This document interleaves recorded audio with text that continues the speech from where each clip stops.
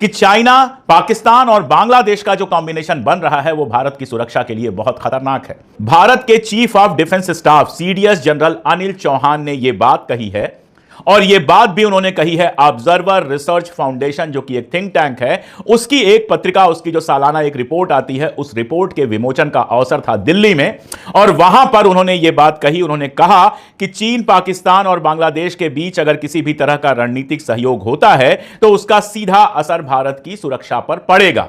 यानी चाइना पाकिस्तान के बीच में जो दोस्ती हुई है उसको आप कह सकते हैं ऑल वेदर फ्रेंडशिप।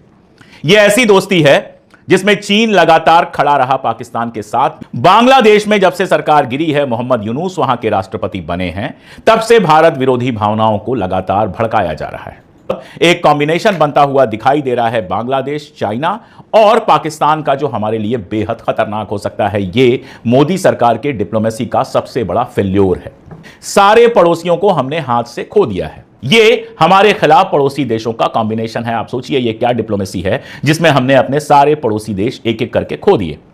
नमस्कार, मैं अशोक कुमार पांडे और स्वागत है आपका टीसीएच लाइव पर। जो बात हम महीनों से कह रहे थे, लगातार इंटरनेशनल पॉलिसी पे बात करते हुए, डिप्लोमेसी पे बात करते हुए, मैं कम से कम ये बात लगातार कहता आया हूं कि चाइना, पाकिस्तान और बांग्लादेश का जो कॉम्बिनेशन बन रहा है वो भारत की सुरक्षा के लिए बहुत खतरनाक है।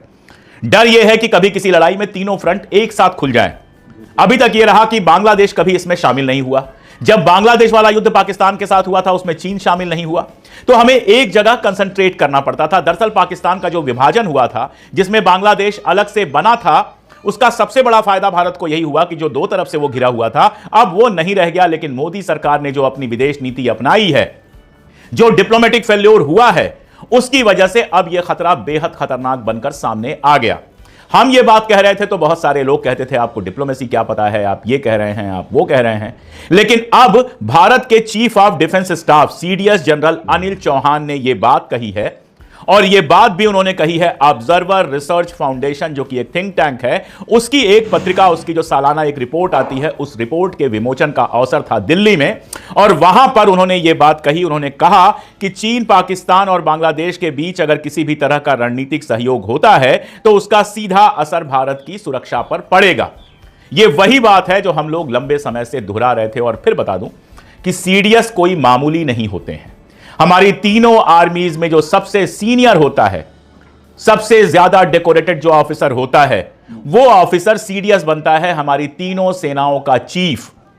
अगर वो, यानी कि हमारे chief of defence staff CDS general Anil Chauhan ये बात कह रहे हैं, तो ये बात समझने वाली है कि कितनी खतरनाक बात है। अभी पाकिस्तान के साथ जो स्कर्मिश चली है, जो झड़प हुई है, 87 घंटों के लिए जो झड़प चली है, उसमें यह खतरा ज्यादा खतरनाक होकर हमारे सामने आया है। जनरल साहब ने कहा कि पाकिस्तान का 80-90% जो हथियार है वो चाइना से आता है। तो चाइना एक तो पाकिस्तान को हथियार जबरदस्त दे रहा है, बदले में बलूचिस्तान हो, चाहे एनडब्ल्यूएफपी हो, चाहे दूसरे इलाके हो, इन इलाकों में चीन ने जबरदस्त इन्वेस्टमेंट किया है, जिसका प्रॉफिट वो लेके जा रहा है। यानी चाइना पाकिस्तान के बीच में जो दोस्ती हुई है उसको आप कह सकते हैं ऑल वेदर फ्रेंडशिप। यह ऐसी दोस्ती है जिसमें चीन लगातार खड़ा रहा पाकिस्तान के साथ। बीच में यह भी खबर आई कि हमारा इंटेलिजेंस इनपुट भी जो है वो चाइना को उसने अवेलेबल कराया। एक और हमारे जो आर्मी ऑफिसर हैं इंडोनेशिया में, उन्होंने ये बात कही थी। उन्होंने जो बात कही थी उसमें बिल्कुल साफ था कि इस युद्ध में चीन डायरेक्ट तो सामने नहीं आया, लेकिन इनडायरेक्टली वो पाकिस्तान को हर तरह की मदद पहुंचाता रहा, और वहां के मंत्रियों ने साफ साफ बयान दिया कि हम हर हाल में पाकिस्तान के साथ हैं। यहां तक कि अफगानिस्तान की तरफ से भारत के सपोर्ट के लिए जब एक बयान आता है, उसके तुरंत बाद हम खबर क्या देखते हैं कि चाइना, अफगानिस्तान और पाकिस्तान के विदेश मंत्रियों का एक फोटो आ जाता है। अफगानिस्तान में भी चाइना इन्वेस्टमेंट कर रहा है, और हर देश को इन्वेस्टमेंट चाहिए। अफगानिस्तान में भारत ने भी बहुत इन्वेस्ट किया है, लेकिन जितना चाइना इन्वेस्ट कर सकता है शायद हम उतना इन्वेस्ट नहीं कर सकते हैं। तो चाइना और पाकिस्तान का यह एंगल तो एकदम क्लियर है, बताने की जरूरत ही नहीं है। बांग्लादेश में जब से सरकार गिरी है, मोहम्मद यूनुस वहां के राष्ट्रपति बने हैं, तब से भारत विरोधी भावनाओं को लगातार भड़काया जा रहा है।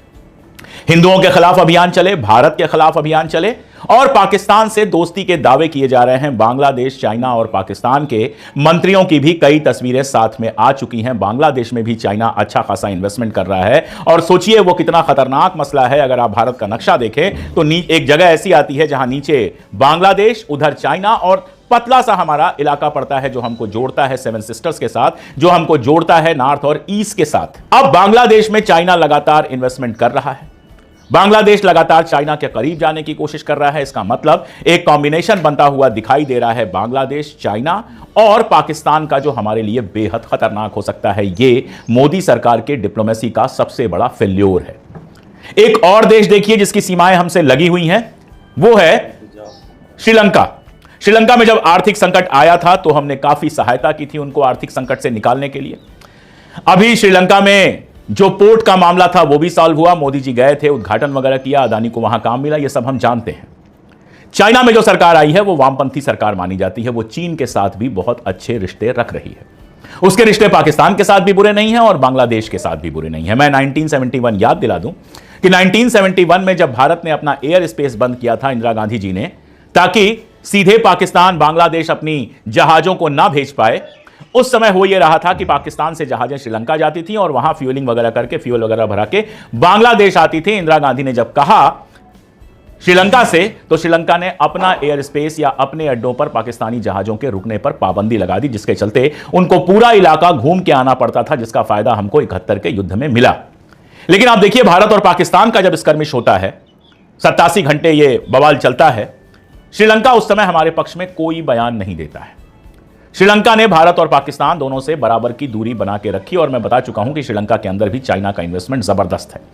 यानी अगर संघर्ष की कोई स्थिति आती है तो वहां से भी हमें कोई मदद मिलने की उम्मीद नहीं है। मुझे नहीं लगता कि वो पाकिस्तान की मदद करेगा, लेकिन हमारी भी मदद नहीं करेगा। यानी सारे पड़ोसियों को हमने हाथ से खो दिया है। आपको याद होगा सार्क बना था, सार्क में भारत था, बांग्लादेश था, नेपाल था, पाकिस्तान था, भूटान था, इस तरह के तमाम सारे देश थे, नेपाल था, और खेल भी हुआ करता था, मीटिंग्स हुआ करती थी, सार्क गेम्स हुआ करते थे, ये सब कुछ हुआ करता था। 2014 के बाद से सार्क को लगभग पूरी तरह से खत्म कर दिया गया। एक ऐसा मंच जिस पर हम अपने सारे पड़ोसियों के साथ बातचीत करते थे, उस मंच को ही लगभग बंद कर दिया गया। ना तो सार्क गेम्स हो रहे हैं और ना ही लंबे समय से कोई सार्क की मीटिंग हुई है। अब चाइना और पाकिस्तान मिलकर एक नए तरीके का सार्क बनाने की कोशिश कर रहे हैं, जिसमें भारत होगा कि नहीं होगा हम नहीं जानते हैं। यानी सारे पड़ोसी एक संगठन में होंगे और उस पर वर्चस्व चाइना का होगा। चाइना को उसमें शामिल कर लिया गया, जबकि सार्क के साथ ऐसा नहीं था। यह हमारे खिलाफ पड़ोसी देशों का कॉम्बिनेशन है। आप सोचिए यह क्या डिप्लोमेसी है जिसमें हमने अपने सारे पड़ोसी देश एक एक करके खो दिए। नेपाल से किसी सहायता की उम्मीद नहीं है।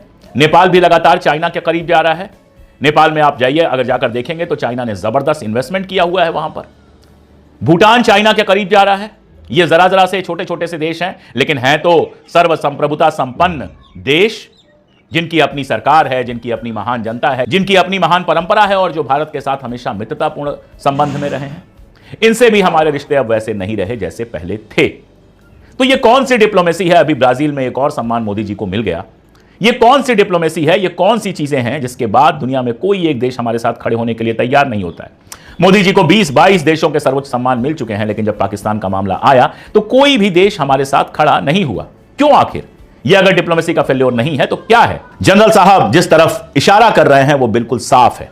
वो एक ऐसे पद पर हैं कि ये नहीं कह सकते कि डिप्लोमेसी का फेल्योर है, लेकिन ये जो खतरा वो बता रहे हैं कि बांग्लादेश, चाइना और पाकिस्तान के बीच में अगर कॉम्बिनेशन बनता है तो ये भारत के लिए बड़ा खतरा होगा। इसका मतलब यही है कि अपनी डिप्लोमेसी से हमने एक एक करके सारे पड़ोसियों को खो दिया है। बाहर घूमना, लगातार विदेश जाना, सम्मान पाना, ये सब कुछ तो चल रहा है, लेकिन डिप्लोमेसी ऐसी हो रही है कि हमारे साथ कोई खड़ा नहीं है। और सिर्फ डिप्लोमेसी नहीं है, हरकतें कई सारी ऐसी होती हैं जिनका कोई मतलब नहीं होता है, जिससे दुनिया में सिर्फ बदनामी होती है। जैसे मालदीव वाला मामला आपको याद होगा। लक्षद्वीप चले गए मोदी जी, उसके बाद बायकॉट मालदीव का ट्रेंड चलने लगा। जो काम डिप्लोमेटिक चैनल से चुपचाप शांति से पीछे से होना चाहिए था, उसको एक पब्लिक इशू बना दिया गया मालदीव की जनता और भारत की जनता के बीच। नतीजा क्या हुआ? कोई फायदा हुआ उससे? क्या मालदीव का पर्यटन हमारे न जाने से चौपट हो गया, या फिर क्या अब लोग मालदीव नहीं जा रहे हैं? कुछ नहीं हुआ। अभी हाल में मालदीव को अच्छी खासी हमने फिर से सहायता दी है। ऐसे ही आप देखिए राइटर्स, दुनिया भर में बेहद इज्जत से पढ़ा जाने वाला अखबार है। हम लोग भी जब इंटरनेशनल न्यूज बनाते हैं तो राइटर्स खोल के पढ़ते हैं, देखते हैं राइटर्स उस पर क्या कह रहा है। उस राइटर्स के ट्विटर हैंडल अचानक लॉक हो जाते हैं और वहां लिखा हुआ यह आता है कि लीगल डिमांड के रिस्पांस में इनको इंडिया के अंदर बैन कर दिया गया है। यह लीगल डिमांड सिर्फ और सिर्फ सरकार कर सकती है। जब मामला बढ़ा तो सरकार ने कह दिया टेक्निकल ग्लिच था, ऐसे ही जब पाकिस्तान वाले यूट्यूब चैनल और बाकी सब इंस्टाग्राम अकाउंट वगैरह दोबारा हो गए थे, अनबैन हो गए थे, तो भी कहा गया टेक्निकल ग्लिच थी, बाबू की गलती थी। इस बार भी कह दिया गया टेक्निकल ग्लिच है, लेकिन एक्स ने सामने आकर कहा कि कोई टेक्निकल ग्लिच नहीं था, हमसे लीगल डिमांड की गई थी और उसके बाद राइटर्स को खोल दिया गया। ये क्या कर रहे हैं आप? मुझे नहीं लगता दुनिया में कोई ऐसा देश है जहां राइटर्स का अकाउंट ब्लॉक होता है। किसी अखबार का अकाउंट ब्लॉक करने का क्या मतलब है? और इससे भी ज्यादा हास्यास्पद बात आपको मैं बताऊं कि जब राइटर्स का अकाउंट ब्लॉक किया गया था तो भी राइटर्स की वेबसाइट आराम से खुल रही थी। अब दुनिया भर में संदेश क्या जाता है कि भारत की सरकार एक अंतरराष्ट्रीय अखबार के अकाउंट को बंद कर रहा है। ठीक है, आपने टर्की के अकाउंट्स बंद किए, समझ में आता है कि टर्की ने पाकिस्तान का समर्थन किया था। पाकिस्तान के अकाउंट बंद किए, समझ में आता है कि पाकिस्तान के साथ आपका तनाव चल रहा था। लेकिन इंग्लैंड के साथ तो हमारा कुछ नहीं है, फिर राइटर्स को बंद करने की क्या जरूरत थी? कुल मिलाकर हुआ क्या? बंद भी नहीं हुआ और फालतू की भत पिटी। ये तो 2 उदाहरण मैंने दिए, ऐसे कितने ही उदाहरण आप देखेंगे तो आपके सामने आ जाएंगे।